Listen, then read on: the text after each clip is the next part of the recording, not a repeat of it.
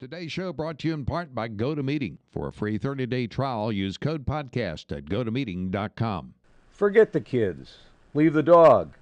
But don't forget your camera equipment. What's wrong with this picture is next.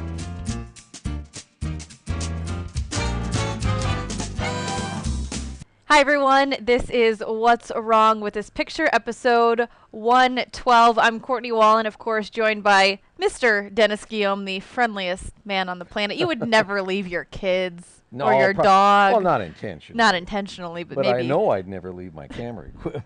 That's true. We talked about how Home Alone was actually a documentary. Yeah. So let's not make one about camera alone. No, that's or right. Something. So anyways, today's episode, this is actually part of a series of outdoor photography, but the first place to start is making sure you have everything you need for those long road trips that you'll be taking. So what you bring is kind of determined on what kind of pictures you'll be taking. Right.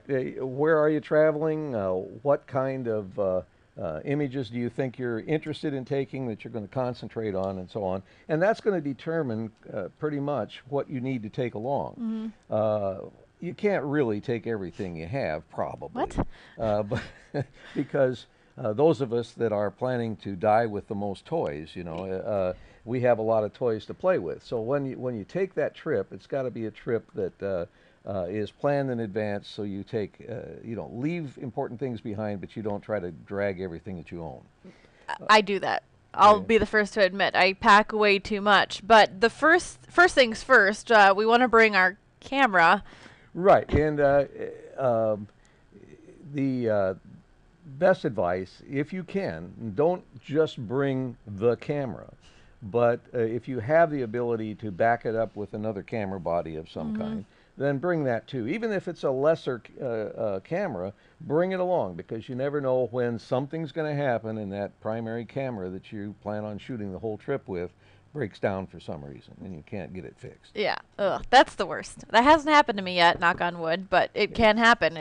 You're outside, you're being active. It depends on how close Murphy follows you around, and so bring a backup that will help you to avoid that real disaster of not being able to document anything. Gotcha.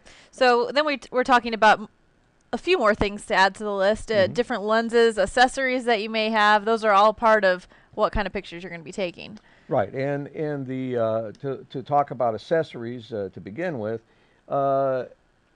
accessories include the things that help you to make better quality pictures, avoid some of those blurry moving shots that you didn't intend to be moving. Yeah. And so things like a simple monopod is a great idea. I've got a little device here. One there, yeah.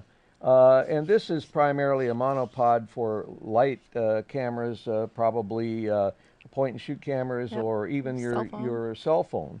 But a monopod that you can use by sitting it on the ground or bracing it on a table or something like that, that'll steady your shot. Also important is to lug around that very sturdy tripod. And tripods can be almost worthless if if they wobble so much that it kind of defeats the point. But a tripod can be a great help in getting that really beautiful shot if you've got something that has pretty sturdy legs. And in other words, spend a couple of dollars more for a good tripod, not the most expensive one you can find. It doesn't have to be carbon fiber, but something that's going to hold the camera steady no matter how heavy that camera is going to be. Gotcha. So those are a few things there, and we want to talk more about the specific kinds of pictures we'll be taking and how that can affect the tripod, or what kind of tripod and what kinds of lenses and things like that. And what kind of accessories in general that you need to take. So the kinds of shots that we typically see people taking on traveling, on trips, especially with RVs and so on, you're going to take you to some places that are really beautiful.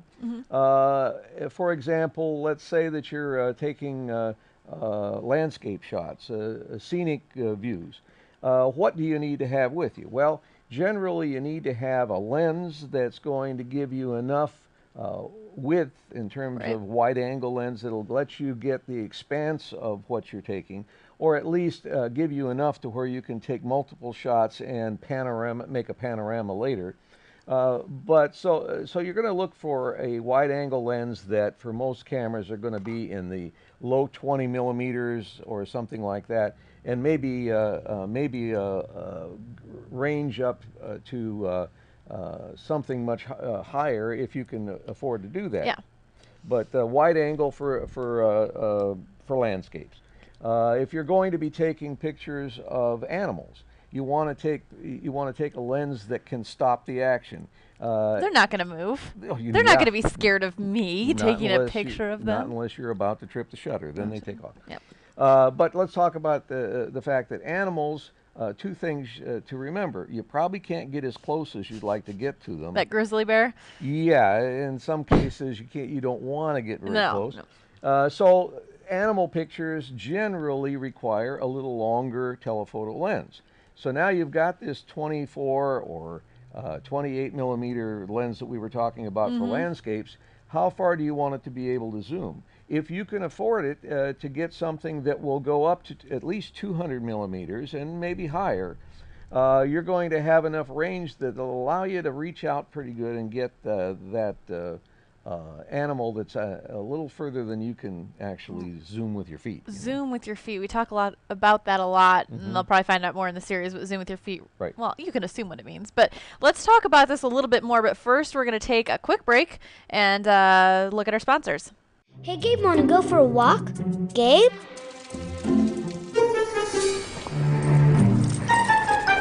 Gabe? Gabe?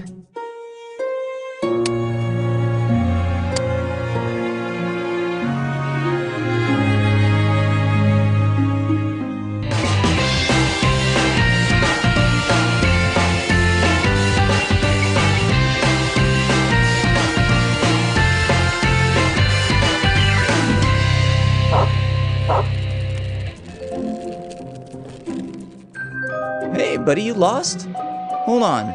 If your pet is the adventuresome type, be sure he's connected to Pet Hub. A quick scan using any smartphone shares your pet's vital information so that even his wildest escapades have a happy ending. Pet Hub, reuniting pets with their families. Come on, Gabe, let's go home. All right, Dennis, we talked about a couple different things that you could be possibly taking pictures of on your trip, but there are a few more, and we'll hit on a couple of those. Right. One of the things that a lot of people like to take pictures of are flowers and plants. Yeah, okay? they're pretty. They're pretty, and but it requires a little different kind of lens, for example. When you're taking pictures of flowers, you want to get in close usually, and a lot of times some of the interesting things are pictures of flowers with insects crawling on them, for example. So you want to be able to get in there tight so you can see it. The best thing to do is plan by taking along a macro lens, or a lens that will let you get in close to the subject.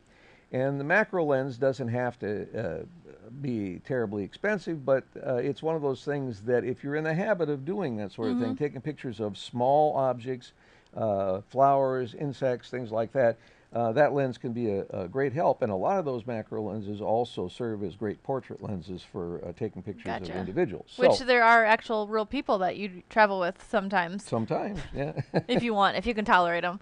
So the macro lens then is something that lets us get in close, and it adds to the 2 or 3 lenses that you must take. We talked about taking that zoom lens, make it zoom as far as possible, limited by your pocketbook usually with those things, and wide enough to be able to get those landscapes in. Then the macro lens will let you get in close. Now, some people have felt in the past that what we call prime lenses, or lenses that are only have 1 millimeter setting, they don't zoom, are a better quality. Today, that's not really all that true. The zoom lenses have become, telephoto lenses have become much, much better in quality, and it allows you to decide, I'm not going to carry 3, 4, 5 lenses with me, but I'll just travel with maybe 2, a macro lens and then this telephoto lens. And when you're traveling in an RV, you can be really, really good at organizing all your things, but you're still in a small space and you've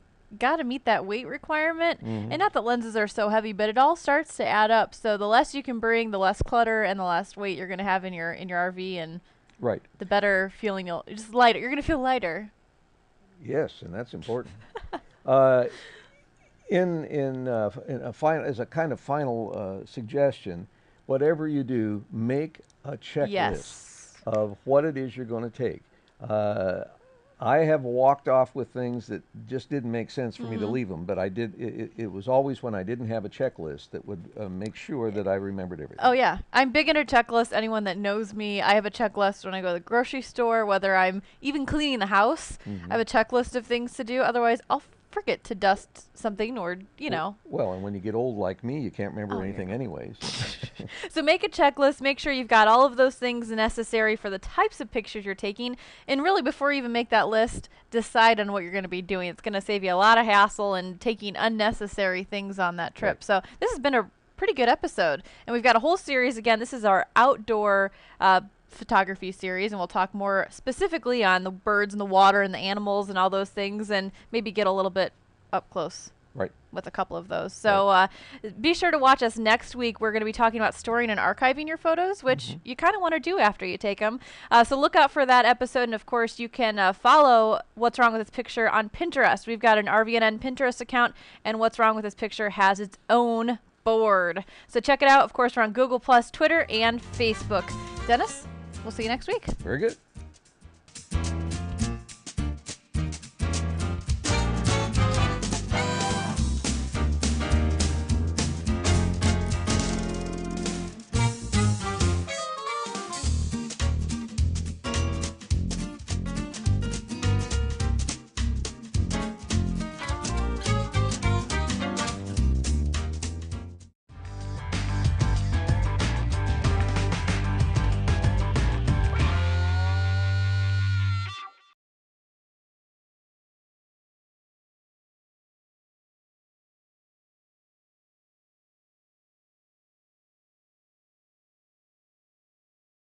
Hey, Gabe, wanna go for a walk? Gabe?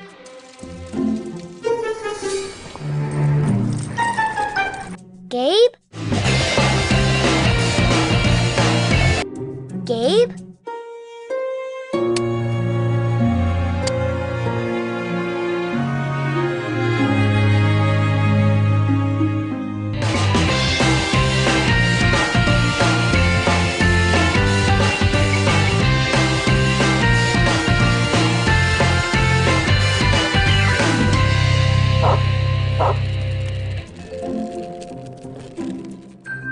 Hey, buddy, you lost? Hold on. If your pet is the adventuresome type, be sure he's connected to PetHub. A quick scan using any smartphone shares your pet's vital information, so that even his wildest escapades have a happy ending. PetHub, reuniting pets with their families. Come on, Gabe, let's go home.